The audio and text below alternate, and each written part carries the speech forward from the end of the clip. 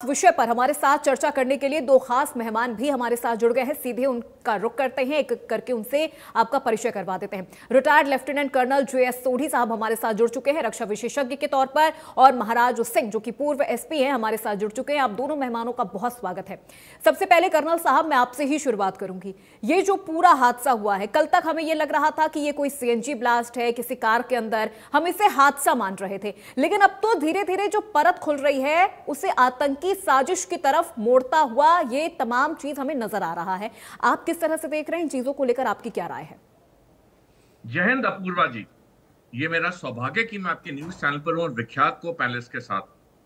2001 तक माना जाता था कि ये जो भी आतंकवादी हैं ये अनपढ़ गरीब लोग होते हैं, लेकिन 2001 में जब वर्ल्ड ट्रेड सेंटर अमेरिका में हमला हुआ जो कि पायलटों ने प्लेन को मारा उन दो बिल्डिंग में, और उन आतंकवादियों के पीछे था ओसामा बिन लादेन जो कि पढ़ा लिखा एक इंजीनियर था और अरबपति था, उसके बाप के पास इतना पैसा था। तब दुनिया में एक नई थिंकिंग आई कि अब आतंकवादी जो हैं वो पढ़े लिखे हैं और वो अमीर हैं। अब ये जो कल आतंकवादी हमला हुआ है इसमें डॉक्टरों का निकलना ये बात साफ जाहिर कर रहा है कि आतंकवाद का एक नया फेज आ चुका है भारत में भी, जहां पे पढ़े लिखे लोग, व्यवसायी लोग, अमीर लोग ऐसी घिनौनी हरकतों में हिस्सा ले रहे हैं। जो हम अपूर्वा जी सालों से सुनते आए, हाफ फ्रंट, 0.5 फ्रंट, ये वही 5 फ्रंट है।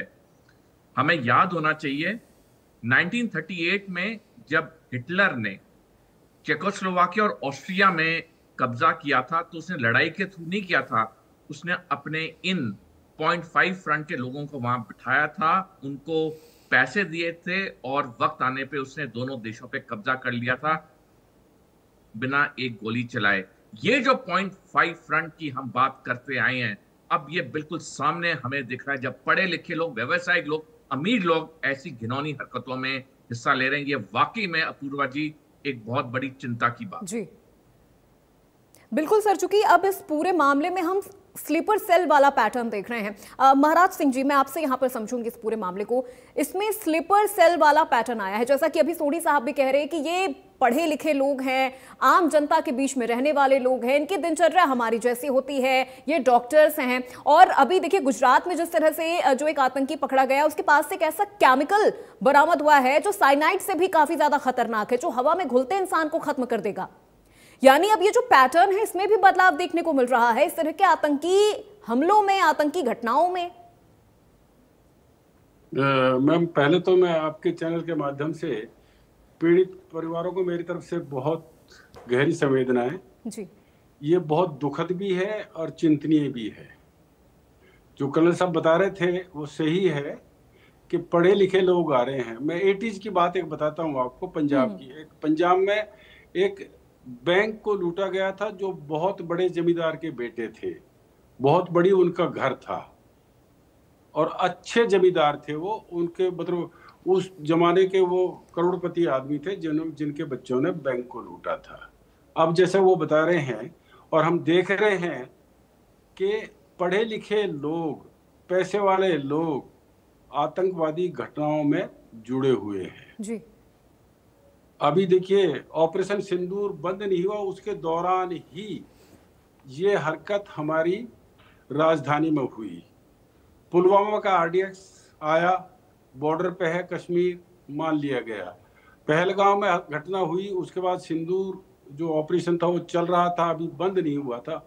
उसी के दौरान इतना बड़ा चैलेंजिंग हिंदुस्तान की सरकार, हिंदुस्तान के लोगों को चैलेंज किया कि हम आपके राजधानी में एक्सप्लोड करेंगे। दिल्ली के साथ सटे हुए फरीदाबाद में 2900 kg विस्फोटक बरामद हुई, विस्फोटक सामग्री बरामद हुई। और फिर उसी दौरान जब ये सर्च ऑपरेशन चल रहा था और इन्वेस्टिगेशन चल रही थी, उसी दौरान दिल्ली में ये बहुत बड़ा हादसा हुआ। चैलेंजिंग है जो हमारी खुफिया एजेंसी है या हमारे जो पुलिस फोर्स है या आर्मी है या जो अर्ध सैनिक बल हैं, उन सब के लिए बहुत बहुत चैलेंजिंग है कि हमारे बीच में आके और वो लोग हमारे बीच में रह रहे हैं। जो आप स्लीपिंग सेल की बात कर रहे हो, वो हमारे घरों में आके रह रहे हैं और हम उनकी एक्टिविटीज को आइडेंटिफाई नहीं कर पा रहे हैं। बिल्कुल बिल्कुल, वो अपने साथ क्या ला रहे हैं जी, क्योंकि सर देखिए फरीदाबाद वाला जो पैटर्न था, हम उससे बेखबर हैं। फरीदाबाद वाला जो पैटर्न है वो इसी तरह से है। पहले ऐसे घर को सेलेक्ट किया गया है जो आबादी से बिल्कुल दूर है, जहां पर लोगों की आवाजाही सिर्फ उस घर के मालिकों के अलावा और किसी की ना हो, ऐसे घर को सेलेक्ट करना, फिर वहां पे जो विस्फोटक सामग्री है उसे धीरे धीरे वहां पर लाकर स्टोर करते जाना। सोढ़ी साहब, अब देखिए इस तरह के जो ब्लास्ट हुए हैं, पहले तो हम ये लग रहा था कि ये कोई सीएनजी ब्लास्ट है, कोई छोटा मोटा ये ब्लास्ट है, लेकिन फिर धीरे धीरे जैसे इस पूरे मामले की तफ्तीश होती चली गई, ये अब जो पूरा मॉड्यूल है ये आतंकी मॉड्यूल है। फरीदाबाद से इसके कनेक्शन जोड़े जा रहे हैं। कई जांच एजेंसियां और कई तरह की जो रिपोर्ट्स हैं वो ये कह रही हैं कि ये जो पूरा ब्लास्ट हुआ है ये हड़बड़ाहट में हुआ है, जब आतंकियों को लगा कि अब तो, क्योंकि पिछले कई दिनों से ये पूरी कार्रवाई चल रही थी, कई राज्यों से आतंकी पकड़े जा रहे थे, विस्फोटक एक्सप्लोजिव पकड़े जा रहे थे, इनको ये लगा कि अब अगर यहां पर भी हम नहीं कुछ कर पाए तो फिर कुछ नहीं होगा, इस वजह से उन्होंने वहां पर ब्लास्ट कर दिया। देखिए, जो ये कुछ हुआ है, ये हड़बड़ाहट में हुआ या जानबूझ कर हुआ, वो तो एक अलग बात है, अभी इन्वेस्टिगेशन जारी है जी। लेकिन सबसे बड़ी बात यह है कि वो हमारे बीच में रह रहे हैं और इतनी बड़ी मात्रा में, जैसे पुलवामा का था, अभी तक ये पता नहीं चला कि वो कौन लेकर आए थे, कौन उसमें शामिल थे। अब ये फरीदाबाद में पकड़ा गया, इस गाड़ी में जो विस्फोट हुआ, इस गाड़ी में कितना था, कैसा था, ये अभी बात क्लियर नहीं हुई है। लेकिन सबसे बड़ी बात ये है कि अगर ये जो हम पाकिस्तान का मान रहे हैं, अभी तक ऑफिशियल तौर पे ये कुछ नहीं कहा गया है, आतंकवादी हमला भी अभी ऑफिशियल तौर पे नहीं बताया गया, लेकिन जो हालात है वो तो आतंकवादी है ही। आम आदमी इतने विस्फोटक का क्या करेगा, आम आदमी के पास कहाँ से आएगा ये?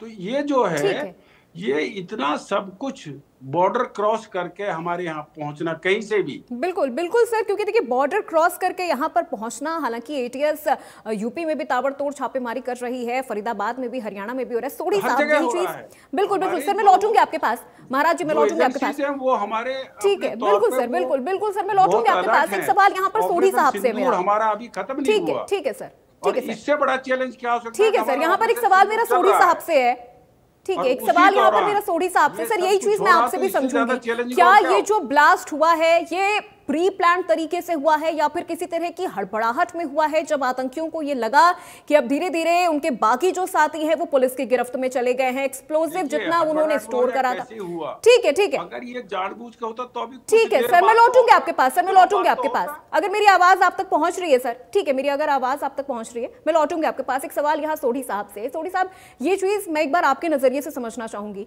आप इसे किस तरह से देख रहे हैं? क्या ये प्री प्लान तरीके से किया गया ब्लास्ट है या ये हड़बड़ाहट में किया गया ब्लास्ट है? क्योंकि जो चीजें सामने आ रही हैं कि ये गाड़ी रेड लाइट के पास आती है बहुत, क्योंकि लाल किला के बाहर का जो इलाका है बहुत सुपर सेंसिटिव इलाका है, वो चांदनी चौक है, मेट्रो स्टेशन है, पूरा पब्लिक प्लेस है, बाजार इलाका है, इसलिए इस जगह को चूज किया गया। अपूर्वा जी देखिए, 3 लोगों का एक गाड़ी में होना, तीनों का सुसाइड बॉम्बर एक टाइम पे होना बहुत मुश्किल है, क्योंकि ऐसी चीजें पहले बहुत कम हुई हैं। जब सुसाइड बॉम्बर नॉमिनेट होता है तो वो अकेला या अकेली औरत होती है जो कि जाके उस वारदात को अंजाम देती है। जो इनिशियल खबरें आ रही हैं वो ये कि पिछले कुछ दिनों से जिस तरह हमारी खुफिया एजेंसीज को बहुत सफलता मिल रही थी, इतने बड़े तादाद में विस्फोटक पकड़ा गया, 6 लोग गिरफ्तार हुए, ये जो एक आदमी था जो डॉक्टर था इन 3 में से, वो हड़बड़ाहट में ये जो बाकी का जो एक्सप्लोजिव था उसे लेके बाकी 2 लोगों के साथ शायद कोई दूसरी जगह जा रहा था उसे छुपाने के लिए, खुफिया एजेंसी से बचने के लिए, और रास्ते में किसी कारण से ये ब्लास्ट हो गया। ये प्री प्लान ब्लास्ट नहीं था, ये क्योंकि वो भाग रहा था एक खुफिया एजेंसी से 2 और साथियों के साथ, तो ये हुआ। अगर ये प्री प्लान होता तो इसके जो मेरे को लगता है जो इसके इंपॉर्टेंट कैरेक्टरिस्टिक्स होते हैं, पहला होता है जो सुसाइड बॉम्बर होते हैं वो अकेले होते हैं, दूसरा ये रेड लाइट पे नहीं होता, वो होता कोई ऐसी हाई टारगेट जगह में। देखिए अभी एक्सप्लोजिव की मात्रा का तो मीडिया में खुलासा नहीं हुआ है जो इस I-20 में था, लेकिन अगर इतने बड़े पैमाने में 8-10 गाड़ियां बर्बाद हो गई हैं, ऑटो बर्बाद हो गए हैं, 10 लोग मारे गए हैं, इतने लोग जख्मी हैं। तो यानी कि विस्फोटक की जो तादाद थी बहुत ज्यादा थी, और अगर इतनी बड़ी तादाद में आतंकवादी लेके कहीं जा रहा था तो ये डेफिनेटली रेड लाइट पे तो उसे एक्सप्लोड नहीं करता, वो तो एक हाई वैल्यू टारगेट पे जाके एक्सप्लोड करता। तो ये मेरे को लगता है जो इनिशियल जानकारी पब्लिक डोमेन में है कि ये भाग रहा था खुफिया एजेंसीज को, क्योंकि बहुत उन्हें सफलता मिल रही थी, और इस भागने के चक्कर में क्योंकि इतने बड़े तादाद में विस्फोटक था I-20 में, किसी कारणवश वो एक्सप्लोड हो गया।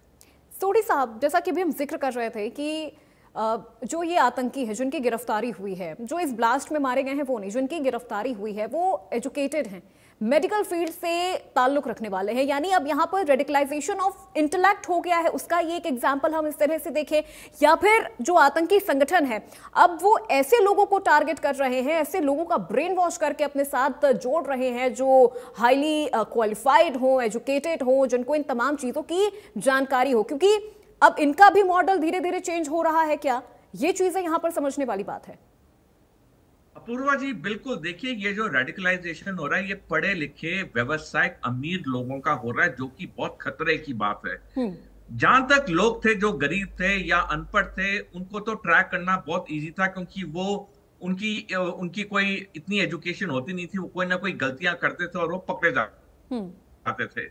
लेकिन पढ़े लिखे लोगों का इस आतंकवाद में आना, यानी कि हमारी सुरक्षा एजेंसी बिल्कुल साहब, बहुत माफी के साथ मैं आपको बीच में रोक रही हूं। इसी बीच एक बहुत बड़ी जानकारी आ रही है, दर्शकों तक पहुंचा रहे हैं इस वक्त की ब्रेकिंग न्यूज। दिल्ली धमाके से जुड़ी बेहद खास खबर इस वक्त की हम आप तक पहुंचा रहे हैं। इंडिया न्यूज हरियाणा के पास एक एक्सक्लूसिव वीडियो है। ब्लास्ट में इस्तेमाल कार का एक्सक्लूसिव वीडियो सामने आ रहा है। I-20 कार का एक और सीसीटीवी जो फुटेज है वो सामने आया है। सीसीटीवी बदरपुर टोल प्लाजा पर दिखी थी ये कार। तो ये जो सीसीटीवी फुटेज है ये बदरपुर टोल प्लाजा की है। कार में संदिग्ध उमर भी देखा गया है। ये वो सीसीटीवी फुटेज है हम इस वक्त आपको दिखा रहे हैं। उमर ने अपने चेहरे पर मास्क लगाया हुआ था, उसने मास्क पहना हुआ था। फरीदाबाद से दिल्ली की तरफ ये गाड़ी जाती हुई दिखी है। तो दिल्ली धमाके से जुड़ी ये बेहद खास और अहम जानकारी आपको दे रहे हैं। एक्सक्लूसिव तस्वीर आपको दे रहे हैं जहां पे इस कार में जो उमर है वो नजर आ रहा है। टोल प्लाजा के पास की ये फुटेज सामने आई है। I-20 कार का ये एक और सीसीटीवी फुटेज सामने आया है। बदरपुर टोल प्लाजा पर ये कार जाती हुई नजर आई है। दिल्ली से फरीदाबाद की तरफ ये कार जाती हुई नजर आई है। तो टोल प्लाजा के कैमरे में ये कार कैप्चर हुई है। ये फुटेज हम इस वक्त आपको दिखा रहे हैं। उमर ने मास्क पहना हुआ है। माफ कीजिएगा, फरीदाबाद से दिल्ली की तरफ ये गाड़ी जाती हुई दिखाई दी है। फरीदाबाद से ये गाड़ी दिल्ली की तरफ आ रही थी। I-20 कार का ये एक और सीसीटीवी फुटेज यहां पर सामने आया है और ये फुटेज है बदरपुर टोल प्लाजा पर।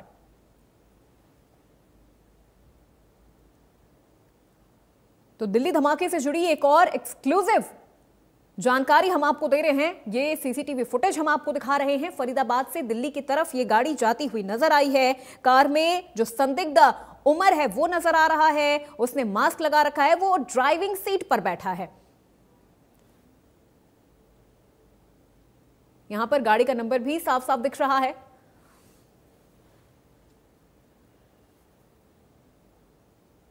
चलिए वापस लौटते हैं अपनी चर्चा में। सोडी साहब, आपकी बात बीच में रह गई थी सर। ये एक बड़ी जानकारी हम बता रहे थे दर्शकों को कि किस तरह से जो ये कार है, जो इस कार का इस्तेमाल किया गया है I-20, ये कई जगह पर नजर आई है और अब इस पूरे फुटेज को यहां पर खंगाला जा रहा है। बिल्कुल अपूर्वा जी, देखिए ये जो आतंकवादी था ये इतनी बड़े विस्फोटक की तादाद में जब ये मूव कर रहा था तो ये जगह जगह पे उसने क्रॉस किया है। तो ऑब्वियसली जैसे जैसे इन्वेस्टिगेशन होगी इसका पूरा रूट पता चलेगा कि ये कहां से शुरू हुआ, कहां पे गया, अगर बीच में रुका, किससे मिला। क्योंकि आजकल दिल्ली में इतने हजारों कैमरा हैं कि कोई चाहे भी तो अपने आप को छुपा नहीं सकता है। तो ये तो अभी जैसे जैसे इन्वेस्टिगेशन होगी इसका तो खुलासा और होगा। लेकिन जो हम पॉइंट पहले हम डिस्कस कर रहे थे कि अपूर्वा जी, ये जो पढ़े लिखे लोग अब रेडिकलाइज हो रहे हैं जी, उन्हें ये नहीं पता चल रहा है कि ठीक क्या है, गलत क्या है।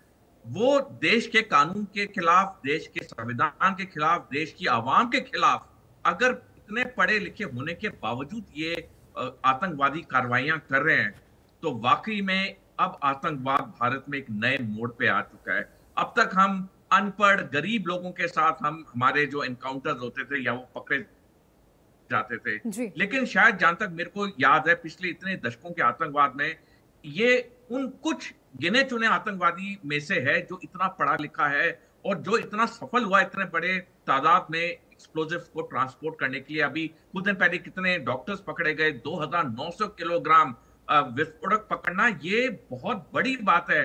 आप 5 केजी का आटा अगर दुकान से घर में लेके आते तो वो लोगों को दिखता है, और 2900 केजी विस्फोटक आया और लोगों को पता नहीं चला। और खैर हमारी खुफिया एजेंसी को तो पता चल गया, लेकिन कहने का मतलब है कितना विस्फोटक अभी भी भारत में है जो अभी पकड़ा नहीं गया है। ये तो एक केस है, ऐसे कितने हजार स्लीपर सेल हैं जिसके हमारे बड़े बड़े पॉलिटिशियन, बड़े बड़े सेना पुलिस के अधिकारी बोलते आए हैं 0.5 फ्रंट। बिल्कुल सोनी साहब, क्योंकि एक आतंकवादी होते हैं जो खुलकर सामने आते हैं, एक होते हैं स्लीपर सेल जो हम लोगों के बीच में रहते हैं, हमारी तरह एक आम जिंदगी जीते हैं। कॉर्पोरेट में काम करने वाला कोई एम्प्लॉय हो सकता है, कोई चपरासी हो सकता है, अच्छे पोस्ट पर काम करने वाला कोई शख्स हो सकता है।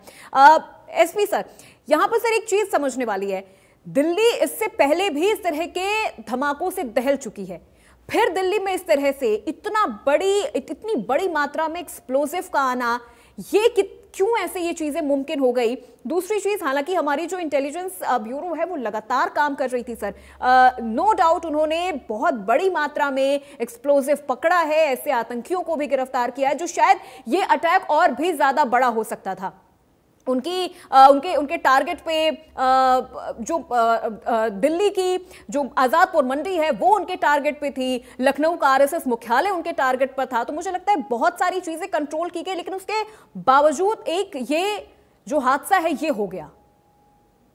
ये दिल दहलाने वाला भी है और हमें सोचने के लिए मजबूर भी कर रहा। अब आप एक देखिए, जो 2900 केजी विस्फोटक था वो बरामद कर लिया, उसके बाद कहीं और ये जो लेकर चला है इस गाड़ी में, इसका मतलब ये कहीं और से लेकर चला, वहां से तो लेकर चला नहीं, क्योंकि वहां तो दिन में रेड चल रही थी।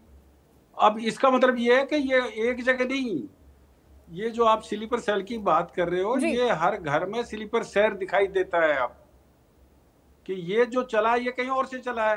फरीदाबाद में ये किसी और घर में था, और ऐसे कितने घर हैं जिनमें ये लोग हैं, हमारे बीच रह रहे हैं। ये फरीदाबाद की बात है, गुड़गांव, दिल्ली, गाजियाबाद, कहाँ है ये जो दिल्ली को घेरे हुए हैं। 2900 केजी तो अभी हमारे कब्जे में है। जो इसमें विस्फोट हुआ उसमें कितना था कुछ पता नहीं, किस घर में कितना रखा अभी कुछ पता नहीं। सबसे ज्यादा चैलेंजिंग ये है कि जो हमारा आम आदमी का विश्वास हिल रहा है, वो बहुत बड़ी बात है। उसमें जो बेचैनी आती है लोगों में, उससे बहुत बड़ा नुकसान होता है, और ये नुकसान मतलब हमको झेलना पड़ रहा है, और हम अपने घर में उनको रखे हुए हैं।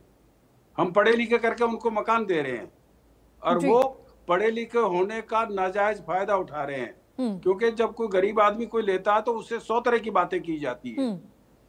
और ये हमें जो आइडेंटिटी दिखाते हैं, अपने आइडेंटिटी कार्ड दिखाते हैं, उस पर हम भरोसा कर लेते हैं कि ये सही होगा, क्योंकि पढ़े लिखे वो 2 शब्द अच्छे बोल लेते हैं। अब हमारे हर घर में किसको क्या पता किस घर में कौन रह रहा है, और हो सकता है जो वेरिफिकेशन होती है, जो किराएदारों की वेरिफिकेशन, उसमें भी इसका हो गया होगा। किराएदारी में जो उन्होंने अगर वेरीफाई कराया होगा जो मकान मालिक हैं, तो उसमें वेरिफिकेशन हो गया होगा, क्योंकि इनकी आइडेंटिटी जो है वो इन्होंने ऐसे ढंग से रखी हुई है कि किसी को शक ही ना हो जी। तो स्लीपर सेल जो है वो अब हमको आजू बाजू हर जगह देखना होगा। बिल्कुल बिल्कुल। सोढ़ी साहब, इस पूरे अटैक में स्लीपर सेल्स का जो रोल है वो काफी ज्यादा नजर आ रहा है। यानी अब ये माना जाए कि जो जैश जैसे आतंकी संगठन है, अब उनका जो फोकस है वो पढ़े लिखे यूथ पर है। अब वो इस तरह की यूथ को टारगेट कर रहे हैं जो पढ़े लिखे हैं, जिनको आसानी से वो आम लोगों के बीच में प्लांट कर सकते हैं, या जिनका वो ब्रेन वॉश कर सकते हैं। सर, इस पर एक क्लोजिंग कमेंट के साथ में जवाब चाहूंगी सर आपसे। अपूर्वा जी, सबसे जरूरी हो जाता है भारत के हर नागरिक को बहुत सतर्क रहने का। अब हमें नहीं पता कि हमारे पड़ोसी घर में क्या हो रहा है, तो इसलिए हर चीज को बहुत माइन्यूटली देखना होगा। अगर कोई संदिग्ध कार्रवाई दिखे, फौरन सुरक्षा एजेंसी जब पुलिस को फोन करना होगा, क्योंकि हमें कुछ नहीं पता अगला आतंकवादी हमला कहां हो सकता है, किस मोहल्ले में होगा, किस सोसाइटी में होगा। और इसलिए बहुत जरूरी हो जाता है सड़क पे कोई भी लावारिस चीज को नहीं छूना, कोई भी चीज जो संदिग्ध लगे उसे इमीडिएटली पुलिस को बताना, क्योंकि यही सतर्कता बहुत काम आएगी हमारी सुरक्षा एजेंसीज को और हमारी खुफिया एजेंसीज। ठीक है सर। महाराज सिंह जी, सर एक क्लोजिंग कमेंट के साथ जवाब मैं आपसे भी लूंगी कि अब इस पूरे अटैक को लेकर किस तरह से कार्रवाई हो रही है। हालांकि एनआईए इस पूरे मामले में जांच कर रही है। ये एक बड़ा धमाका है सर, क्योंकि इससे पहले भी दिल्ली में इस तरह के अटैक्स हो चुके हैं, लेकिन राजधानी दिल्ली में ये अटैक होना, लाल किले के पास ये अटैक होना और ऐसे संवेदनशील इलाके में होना, लाल किला सर जहां से हर साल ध्वजारोहण होता है, पीएम वहां पर पहुंचते हैं, ऐसे संवेदनशील जगह को चुनना या फिर वहां पर इस तरह के अटैक करना, सर क्या जवाब होगा इस पे आपका? देखिए, सबसे बड़ी बात यह है कि हर आदमी को अलर्ट होना होगा, आजू बाजू देखना होगा कि हमारे पड़ोस में क्या हो रहा। अब देखिए, नई जो जनरेशन है वो पड़ोसी को सिर्फ खन्ना अंकल के नाम से जानते हैं, उसके बैकग्राउंड के बारे में कुछ नहीं पता। उनके घर में जो मेहता जी रहते हैं सिर्फ मेहता जी के नाम से जानते हैं, वो कौन मेहता जी, कहाँ के मेहता जी कोई नहीं जानता, और ना ही हम जानने की कोशिश करते हैं। ये जो पहले पुराने टाइम में हम सबको जानते थे पड़ोस में, लेकिन आज की जनरेशन खन्ना साहब के नाम से या मेहता साहब के नाम से जानते हैं, उसके इनिशियल्स क्या है वो भी नहीं जानते, वो क्या धंधा करते हैं वो भी नहीं जानते, जो किराएदार रह रहा वो क्या करता है उसके बारे में किसी को नहीं पता जी। तो एक तो हर नागरिक को एक सुरक्षा एजेंसी की तरह काम करना होगा, और सुरक्षा एजेंसियों को भी जरूरत से ज्यादा अलर्ट होना होगा, प्रोफेशनल होना होगा।